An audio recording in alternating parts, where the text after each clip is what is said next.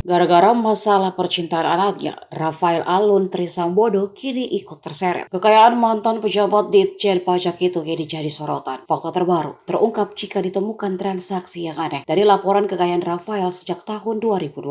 Transaksi aneh itu ditemukan PPATK sejak lama dan diduga Rafael menggunakan orang lain sebagai perantara. Pusat Pelaporan dan Analisis Transaksi Keuangan mengungkapkan mantan pejabat Ditjen Pajak Rafael Alun Trisambodo diduga memerintahkan orang untuk membuka rekening dan melakukan transaksi. Kepala PPATK Ivan Yustiavandana mengatakan pihaknya menemukan transaksi mencurigakan Rafael sejak lama. Diduga dia menggunakan orang lain sebagai perantara. Meski demikian, Ivan enggan menjawab berapa jumlah nominal mencurigakan transaksi tak wajar Rafael. Yang pasti, transaksi itu sudah ada sejak 2012.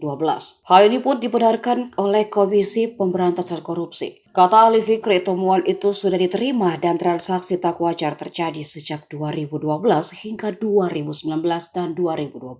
Kekayaan tak wajar Rafael belakangan terungkap ke publik setelah anaknya, Mario Dandi Satrio, pelaku penganiayaan anak anggota GP Ansor, memamerkan gaya hidup mewah di media sosial. Bahkan Rubicon dan Harley Davidson yang sering dipamer Mario tidak terdaftar dalam laporan harta kekayaan penyelenggara negara. Chip Rubicon tersebut juga sudah menunggak pajak sejak 4 Februari 2023.